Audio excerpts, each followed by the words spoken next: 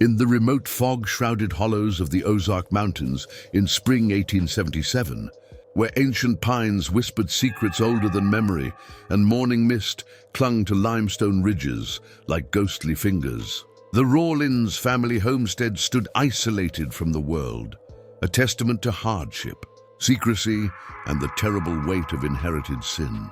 The log cabin, weathered gray by decades of harsh winters and scorching summers, squatted in a clearing that nature seemed reluctant to reclaim, as if the very earth recoiled from what had transpired within those walls across 5 generations of twisted bloodline. Elias Rawlins, patriarch of the 5th generation, bore the weight of a cursed lineage in every labored breath and trembling step.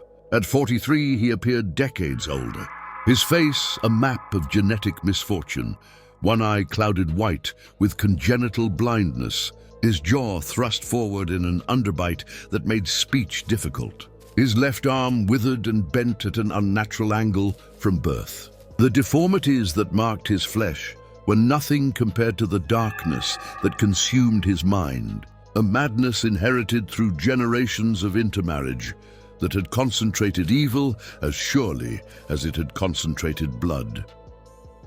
His wife Maggie, sister by birth and mother to his children, moved through the dim cabin like a wraith, her once golden hair now streaked with premature gray, her eyes holding the glassy stare of one who had seen too much and understood too late the price of their isolation. She had been beautiful once, before the weight of bearing children whose fathers were also their uncles, whose mothers were also their cousins, had broken something fundamental within her soul. Now she muttered to herself in forgotten dialects, fragments of prayers learned from her grandmother, mixed with words that seemed to belong to no earthly.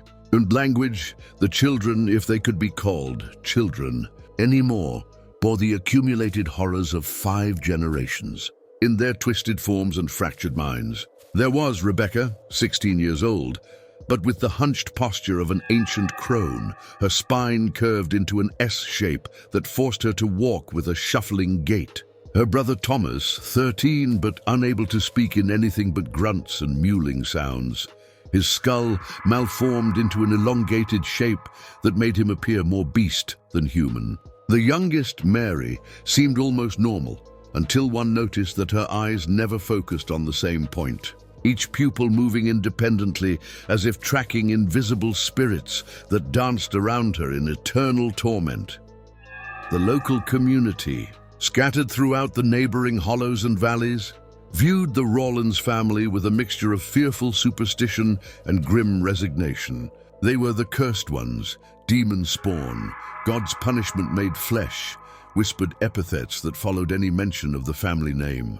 Children were warned never to venture near the Rawlins homestead, and adults crossed themselves when forced to pass the narrow trail that led to their cursed domain.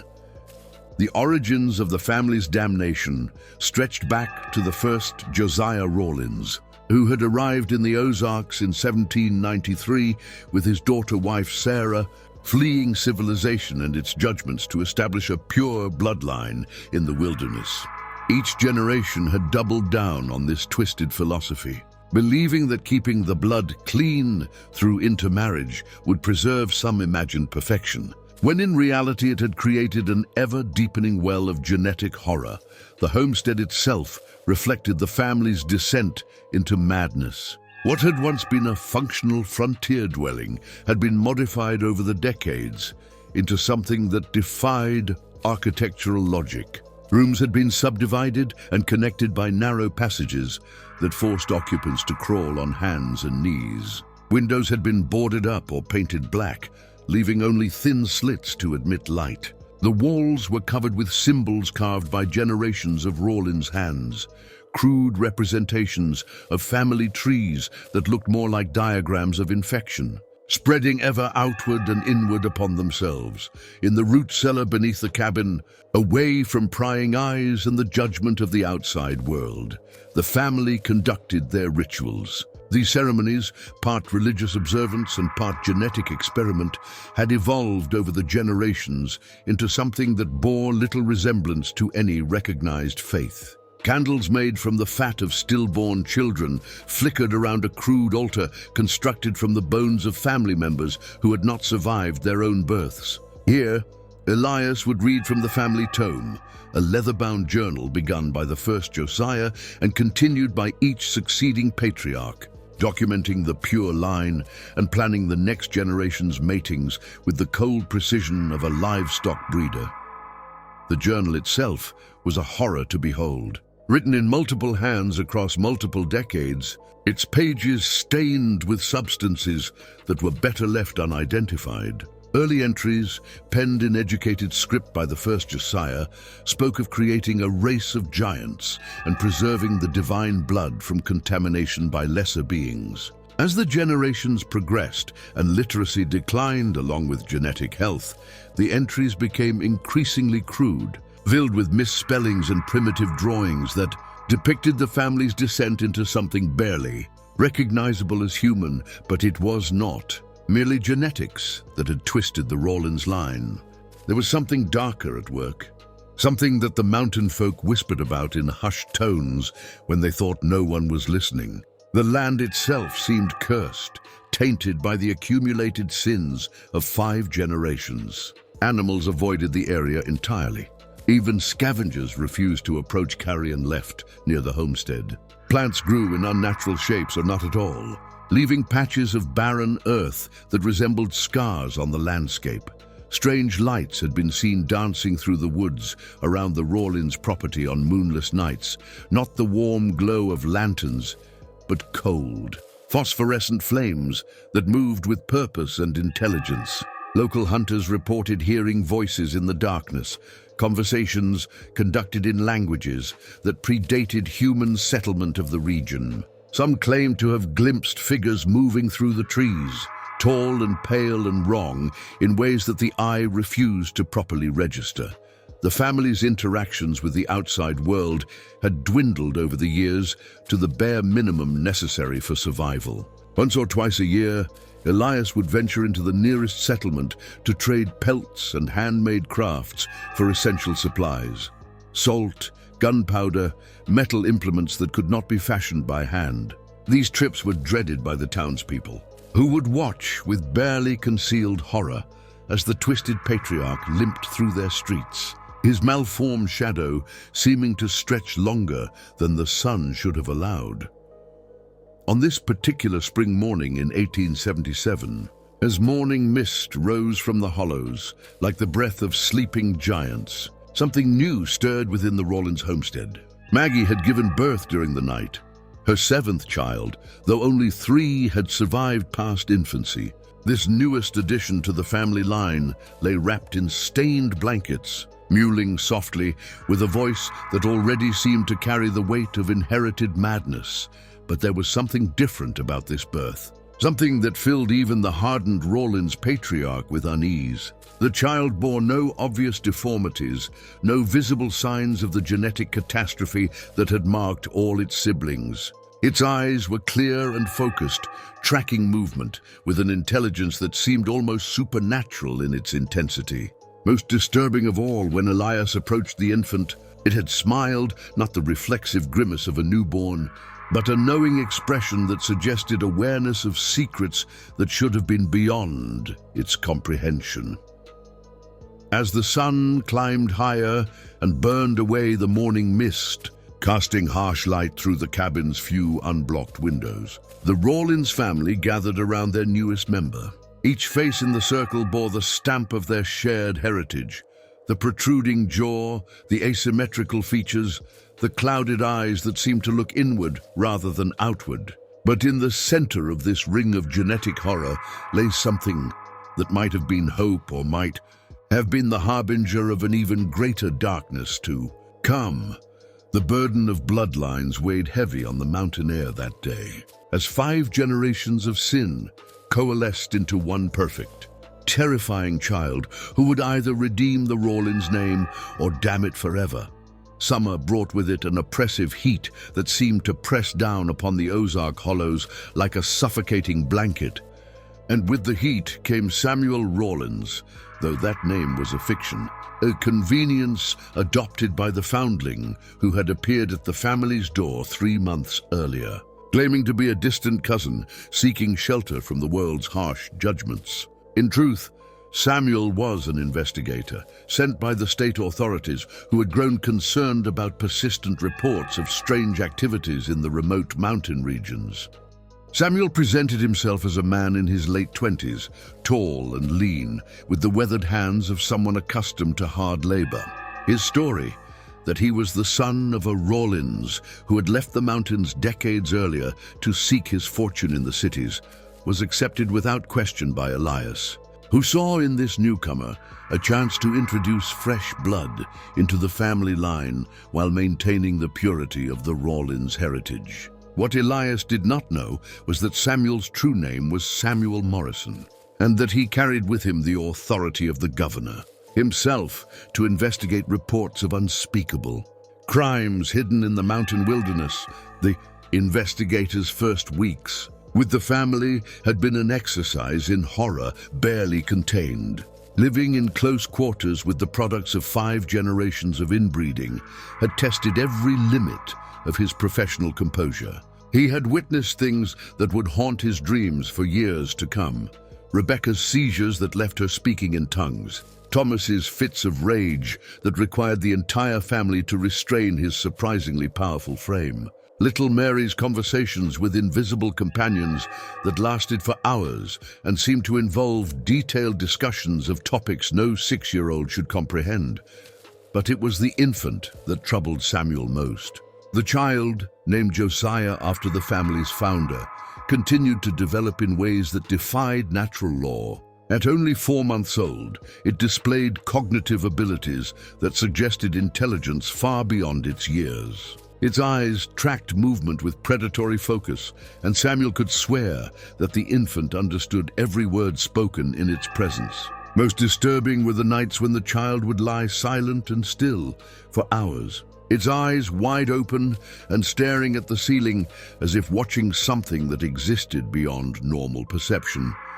As summer deepened and the heat grew more oppressive, the family's behavior became increasingly erratic. Maggie's muttering grew louder and more frequent, her words shifting between English Cherokee phrases learned from her grandmother and syllables that seemed to belong to no earthly language. She would often be found standing over the infant's crude cradle at all hours of the night, her lips moving in what might have been prayer or incantation, her fingers tracing symbols in the air that left Samuel with the unsettling feeling that she was conducting some form of ritual he did not understand.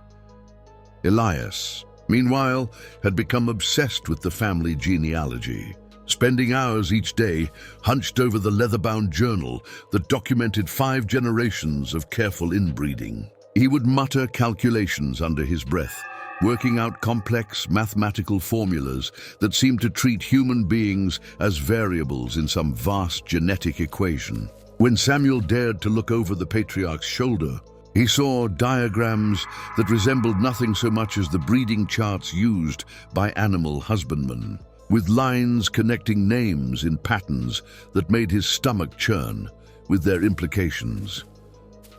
It was during one of these genealogical sessions that Samuel first glimpsed the true depth of the family's madness. Hidden within the journal's pages were loose sheets of paper covered with what appeared to be architectural drawings, floor plans and elevations for structures that bore no resemblance to any normal building. These diagrams showed chambers connected by narrow tunnels, rooms shaped like hexagons and octagons, and spaces that seemed designed to confuse and disorient anyone unfortunate enough to navigate them. "What are these plans for?" Samuel had asked, trying to keep his voice casual. Elias had looked up from his calculations with eyes that held depths of madness Samuel was only beginning to fathom. "The great work," the patriarch replied, his malformed jaw making the words difficult to understand. "Father's vision. The perfect place for the perfect family." Further questioning revealed that these were plans for an underground complex that the first Josiah had envisioned but never built, a subterranean realm where the family could live in complete isolation from the contaminating influence. of the outside world. Each generation had added to the plans, refining and expanding the vision until it had become something that resembled a vast maze, designed by a mind that had long since abandoned any connection to human sanity. As the weeks passed, Samuel began to notice changes in the local wildlife that suggested the family's influence extended beyond the boundaries of their property. Animals that ventured too close to the homestead displayed behavior that defied natural law. Deer that walked in perfect circles until they collapsed from exhaustion. Birds that flew backwards into trees. Insects that arranged themselves in geometric patterns that hurt the eye to observe. The very air seemed thick with an oppressive presence that made breathing difficult. And thought sluggish, it was Lawman John Tanner who first brought official attention to the growing list of disappearances and strange occurrences that seemed to center around the Rawlins homestead. Tanner was a man in his 50s, grizzled by years of frontier law enforcement, who had seen enough human darkness to make him skeptical of supernatural explanations. But even his rational mind was strained by the pattern of events that had begun to emerge as summer progressed.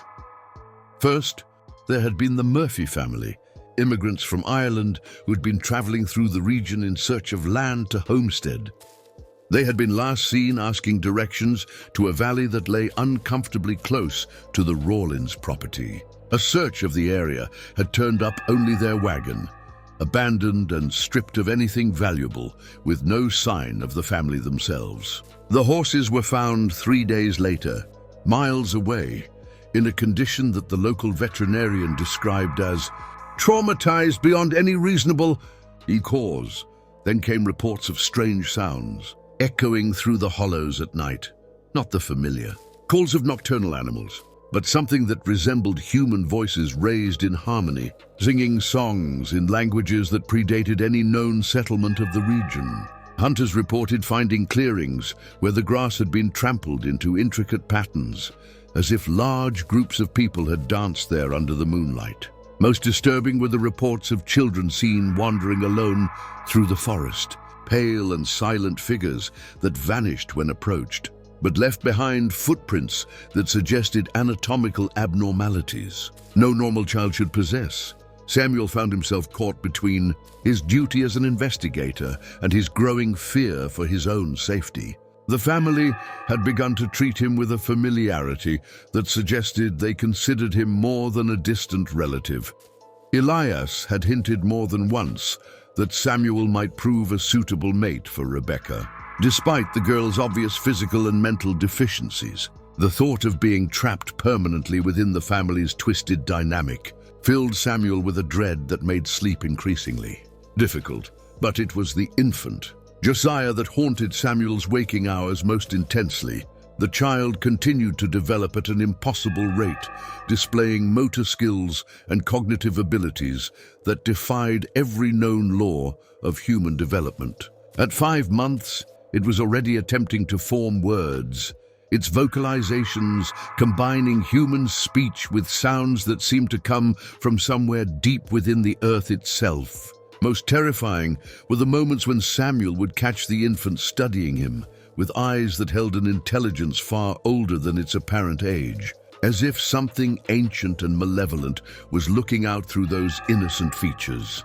As summer drew to a close and the first hints of autumn began to color the mountain foliage, Samuel realized that he was running out of time. The family's behavior was becoming increasingly unstable, their grip on reality growing more tenuous with each passing day. Soon, he would either have to reveal his true identity and call in reinforcements, or risk being absorbed completely into the family's madness. But first, he needed to understand the true nature of what he was dealing with, whether the horrors he witnessed were merely the product of genetic deterioration and social isolation, or if something far more sinister was at work in the shadowed hollows of the Ozark Mountains. The echoes of madness that reverberated through the family's daily life suggested that the answer might be more terrible than he dared imagine. As the leaves turned crimson and gold across the Ozark ridges and the first frost painted the hollow with crystalline beauty that seemed to mock the ugliness festering within the Rawlins homestead. The truth began to emerge like an infection finally bursting through diseased skin. It was Elder Susanna who first spoke the words that would transform whispered fears into documented horror. Her ancient voice carrying the weight of memories that stretched back to the earliest days of white settlement in these haunted hills. Susanna Blackthorne was 93 years old, a Cherokee woman whose family had intermarried with white settlers decades before the forced removals of the 1830s. She lived alone in a cabin that perched on a ridge overlooking the valley, where the Rawlins homestead squatted like a cancer upon the landscape. For most of her long life, she had served as midwife, herbalist, and keeper of the oral traditions that documented the region's darkest secrets. It was she who had delivered most of the Rawlins children over the past 3 generations, and she who had watched in growing horror as each birth brought forth new abominations. Samuel had sought her out on a grey morning in late October, driven by desperation and the growing certainty that conventional investigation would never uncover the truth about the family he had infiltrated. He found her grinding roots in a stone mortar, her gnarled hands moving with practiced efficiency despite their obvious age. When he introduced himself using his false identity, her black eyes fixed upon him with the intensity that seemed to pierce through his carefully constructed deception. "You are not Rawlins' blood," she said without preamble, her voice carrying the authority of absolute certainty. "You are Samuel Morrison, sent by the governor to investigate reports that should have been heeded 50 years ago." The investigator's shock at being so easily identified was nothing compared to his amazement at what followed. For the next 3 hours, Elder Susanna unfolded a history so steeped in darkness that it challenged everything Samuel thought he knew about the nature of evil itself. The curse, she explained, had not begun with the first Josiah Rawlins as the family believed. Instead, it stretched back to the very land itself, to soil that had been tainted by atrocities, committed before any European had set foot in the New World.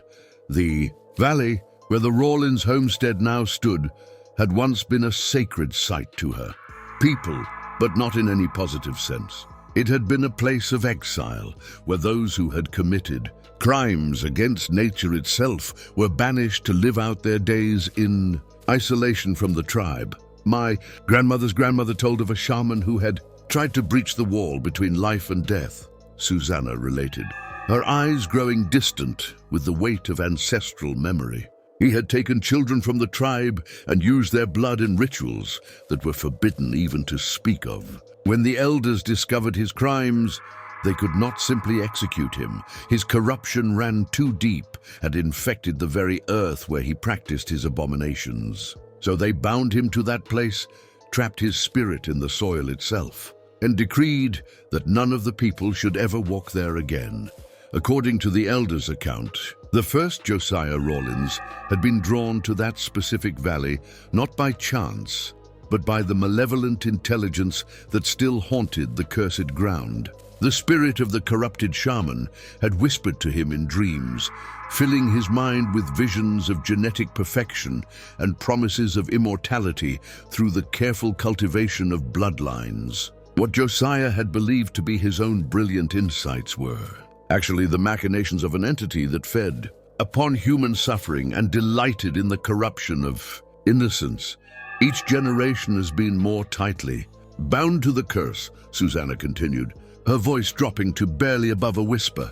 The inbreeding was never about preserving purity.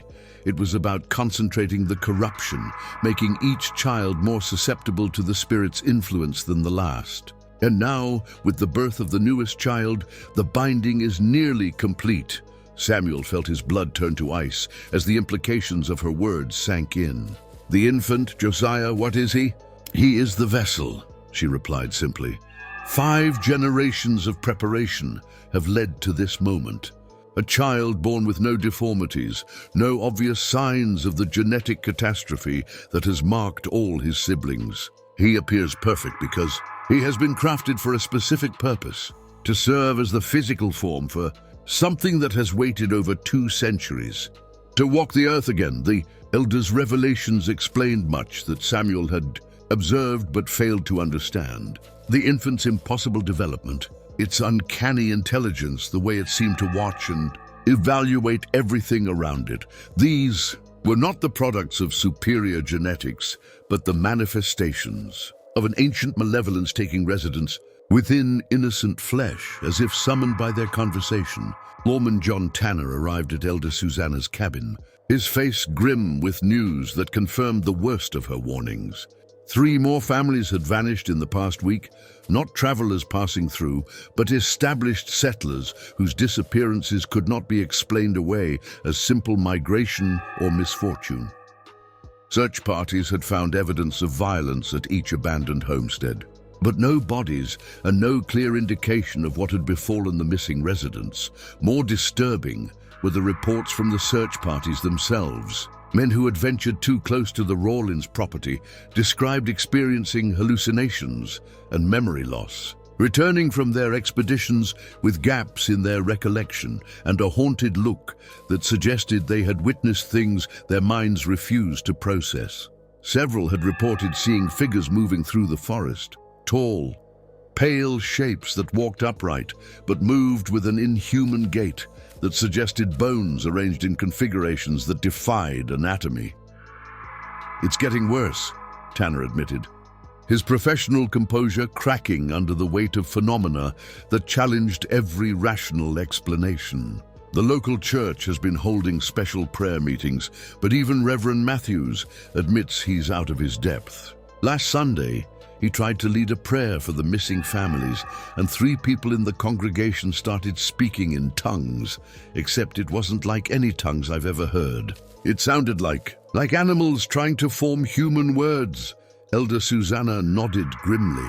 The corruption spreads. As the vessel grows stronger, the boundaries weaken. Soon the influence will extend far beyond the valley, touching anyone who has breathed the air or drunk the water that flows from that cursed place. Samuel realized that his investigation had taken on dimensions far beyond anything his superiors had imagined when they sent him into the mountains. This was not simply a case of genetic degeneracy or social isolation. It was a supernatural crisis that threatened to engulf the entire region.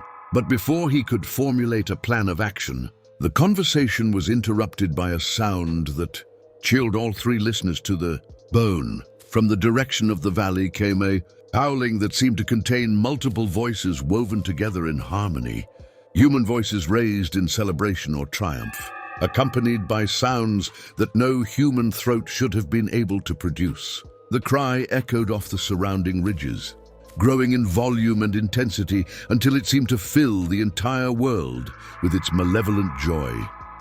"It has begun," Elder Susanna whispered, her ancient face pale with fear. "The vessel has reached the age of awakening. We have perhaps days before the binding is complete and the shaman walks the earth again in flesh that cannot be destroyed by any earthly means."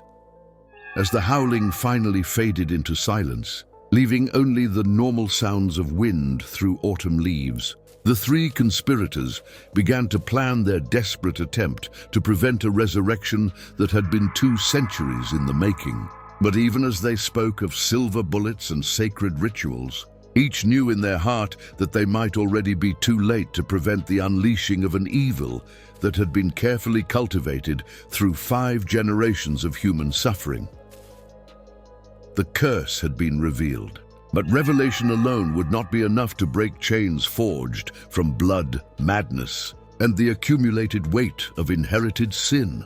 Winter descended upon the Ozark Mountains with unprecedented fury, as if nature itself recoiled from the abomination that was stirring to full consciousness within the Rawlins homestead. Snow fell in heavy, suffocating blankets that muffled sound and trapped the scattered settlements in isolation that made them easy prey for whatever was now hunting through the hollows. The temperature plummeted far below normal ranges, creating conditions so severe that even the hardiest Mountain folk began to whisper that this was no natural winter, but a manifestation of supernatural malevolence.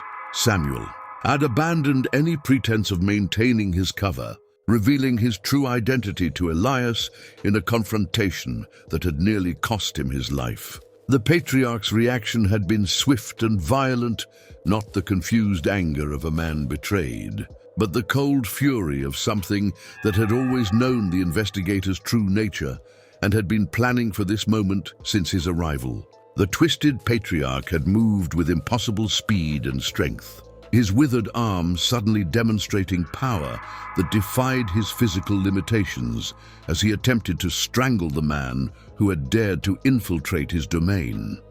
Only the intervention of the infant Josiah had saved Samuel's life, and that intervention had been more terrifying than the attempted murder itself. The 7-month-old child had begun to emit sounds that were not quite human speech, but carried the unmistakable cadence of command, causing Elias to release his grip and step back with the obedience of a trained animal.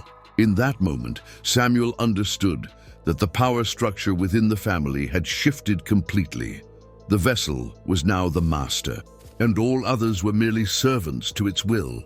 The physical changes in the family members accelerated dramatically as winter deepened. Rebecca's spinal curvature worsened until she could barely walk upright, but her eyes now held an intelligence and malevolence that suggested something far older than her 16 years was looking out through those tortured features. Thomas had begun to speak, but his words were in languages that predated any known human settlement of the region, and his conversation seemed to be directed toward empty air, as if he were consulting with invisible advisors.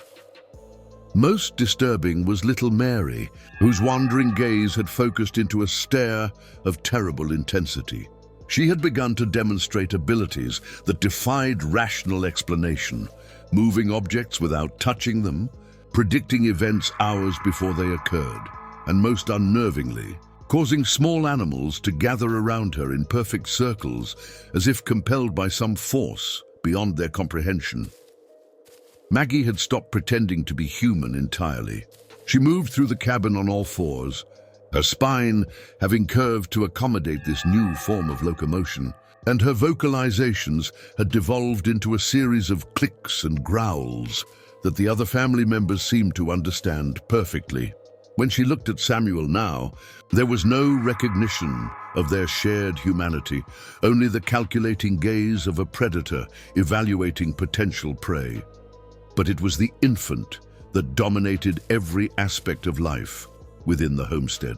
Though barely able to sit upright without support, Josiah commanded the family with the authority that was absolute and terrifying. His physical development continued to defy natural law. His eyes had grown larger and more luminous, taking on a phosphorescent quality that made them visible in complete darkness. His skull had begun to elongate, accommodating a brain that seemed to be developing far beyond normal human parameters.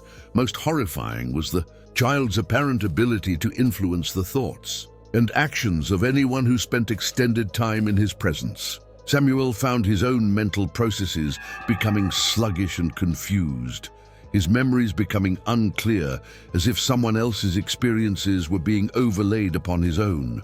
He began to understand how the family had descended so completely into madness.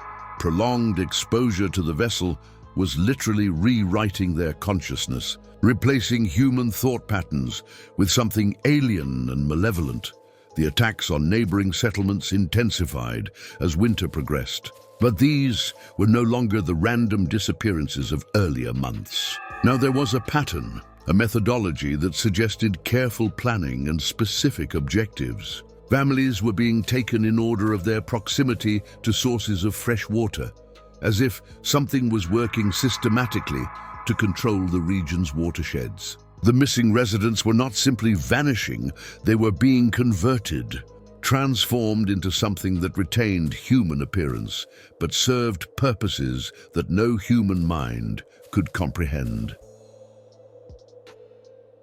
Lawman John Tanner organized the largest search party in the region's history, bringing together over 50 armed men to investigate the source of the disappearances. What they found when they finally approached the Rawlins homestead challenged every assumption they had made about the nature of the threat they faced. The cabin itself had been transformed into something that bore little resemblance to any normal dwelling.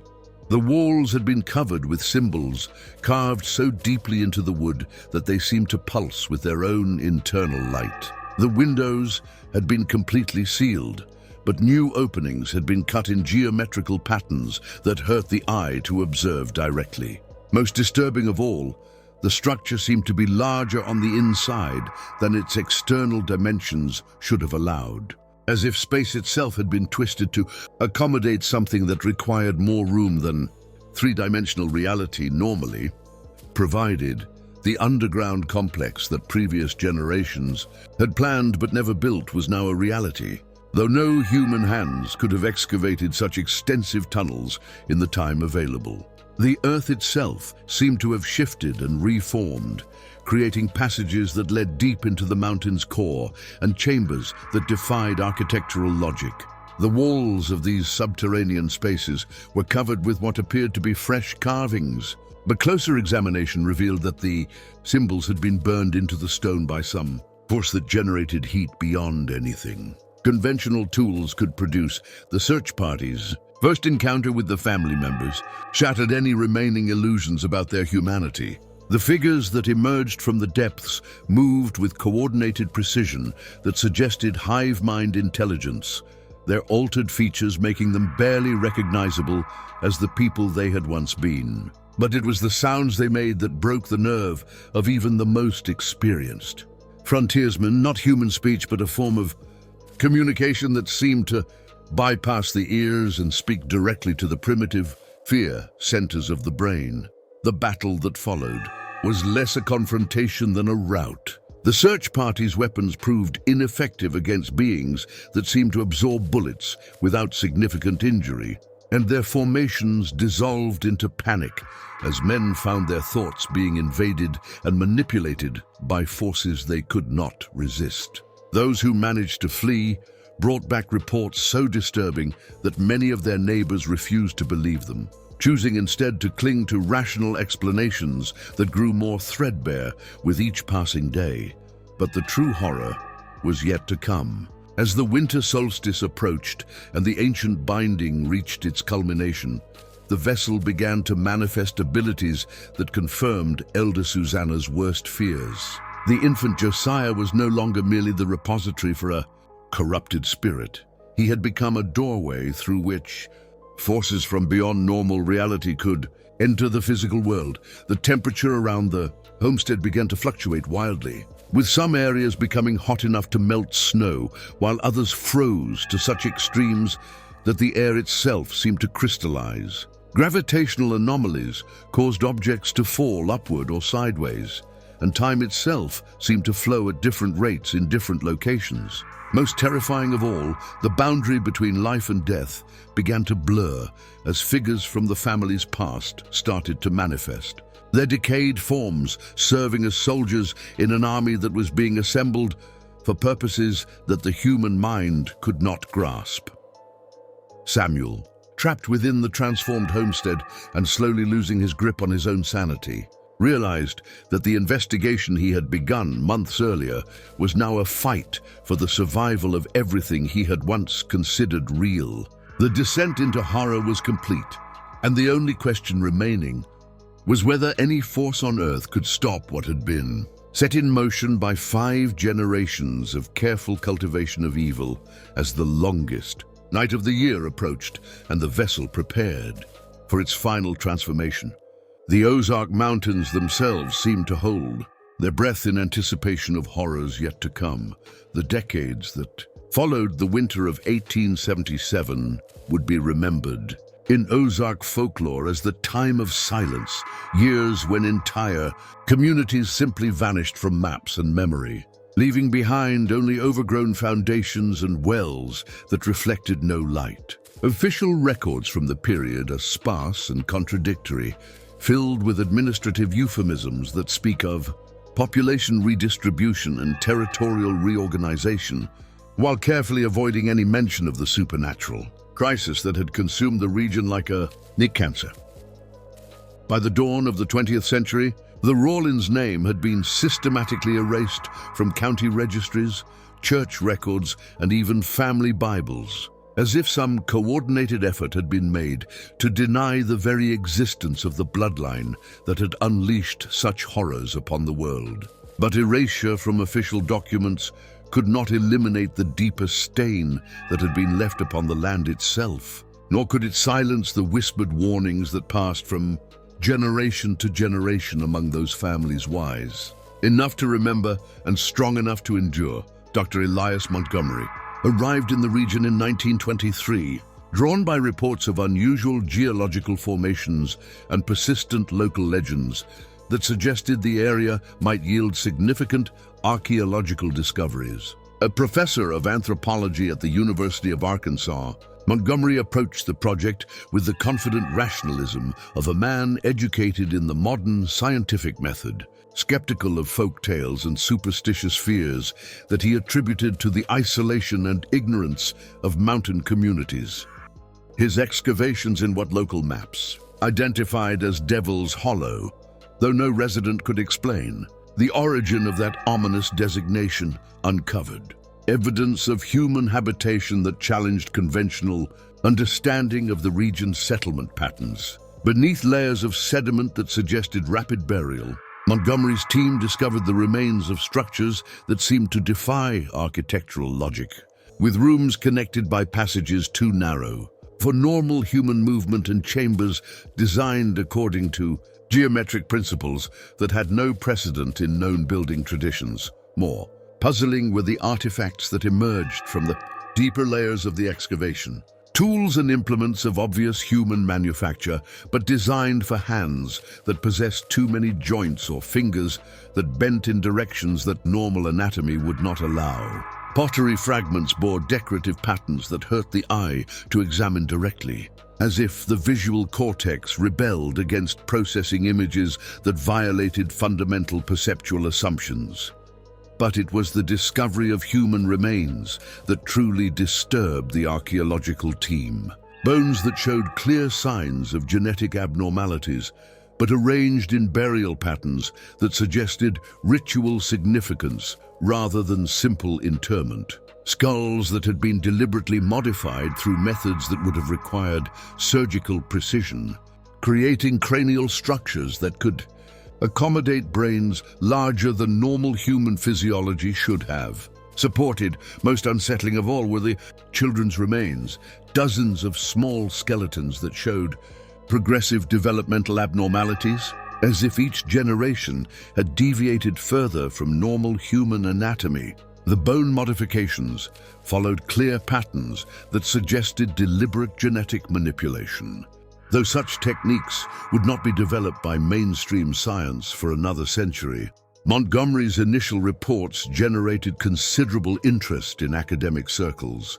But as his excavations progressed and his findings became more disturbing, institutional support began to wane. Colleagues who had initially praised his methodology began to question his objectivity, suggesting that prolonged isolation in the mountains had affected his professional judgment. When he submitted his final report in 1925, documenting evidence of what he termed systematic genetic experimentation, conducted over multiple generations, the university quietly buried his research and reassigned him to less controversial projects, the professor's personal journals. Discovered after his death in 1956, revealed the true extent of what he had uncovered in those shadowed hollows. His scientific training had been no protection against the psychological impact of discoveries that challenged every assumption about the nature of human development and the boundaries of biological possibility. In increasingly erratic handwriting, he documented phenomena that his rational mind refused to accept. But his eyes could not deny the genetic modifications were not random mutations, he wrote in an entry dated November 15, 1924. They follow clear patterns that suggest intentional breeding programs designed to enhance specific traits while suppressing others. But enhanced for what purpose? And suppressed according to what criteria? The answer lies in the deeper chambers, but my team refuses to continue excavation beyond the 3rd level. They claim the air down there makes them sick, but I suspect their reluctance stems from more primitive fears. The deeper chambers that Montgomery referenced were never fully explored. His excavation notes describe passages that led far underground, following natural cave systems that had been modified and expanded by human hands. Strange acoustics caused sounds to carry for impossible distances, and team members reported hearing voices speaking in languages that seemed familiar but remained tantalizingly beyond comprehension. Temperature readings from the lower levels defied scientific explanation, with some areas maintaining tropical warmth even in the depths of winter, while others remained frozen despite the installation of heating equipment. Most disturbing were the air quality measurements, which showed atmospheric compositions that should have been toxic to human life, but somehow sustained the excavation team during their brief forays into the underground complex. By the 1940s, the area had been quietly designated as a federal wildlife preserve, effectively closing it to further archaeological investigation. The official justification cited environmental concerns and the need to protect endangered species, but local residents understood the true motivation. Too many researchers had vanished or returned from the preserve in states of psychological distress that required permanent institutionalization. The modern era brought new waves of investigators drawn by persistent rumors and the tantalizing fragments of Montgomery's research that had leaked into academic literature despite official suppression. Genetic researchers in the 1960s were particularly intrigued by reports of inherited abnormalities that suggested the possibility of controlled human evolution conducted centuries before such techniques were thought possible. Dr. Sarah Chen, a geneticist at the Centers for Disease Control, obtained permission to conduct limited research in the area in 1978, ostensibly to study endemic diseases, but actually to investigate persistent reports of unusual genetic variations among the local population.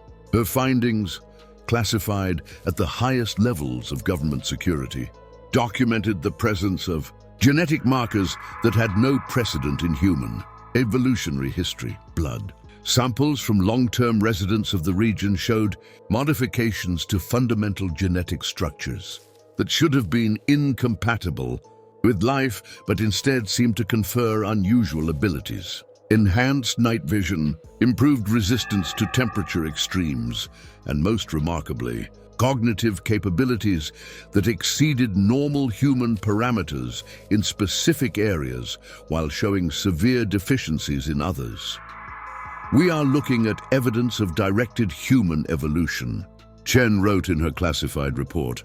Genetic modifications that were implemented through breeding programs conducted over multiple generations with a precision that our most advanced techniques can barely match. But the ethical implications are staggering.